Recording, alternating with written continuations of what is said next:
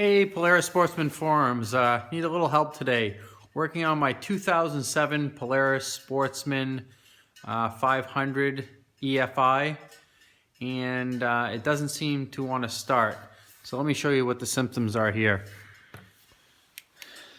So if I go up, and as you can all see that the kill switch is on the run position, and I'm going to come over here to the actual ignition and turn that to the on, and I basically get a nice humming sound and clicking.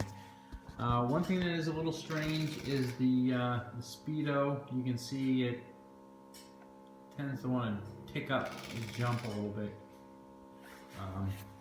The clicking noise is coming from right in here, and this is basically coming right from the air cleaner right along that the tube that's there.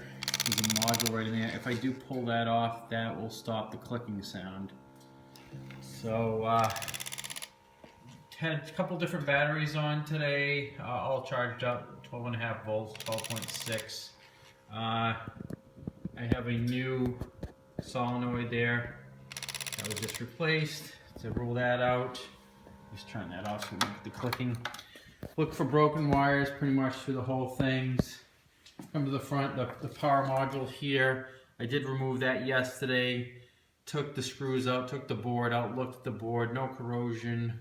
So visually looks okay. Not ruling out anything there. That's my next thing I'm gonna probably be switching out, but it is a little expensive. Looked for the infamous circuits in a bag that a lot of people have referred to. I do not see any of those. I'm not sure if that's on the carbureted version or not, but kind of been through a lot of different things here, and looking might just drop the money on a new power module up here to see if that takes care of it. But if anyone has any thoughts, please let me know. Thanks a lot.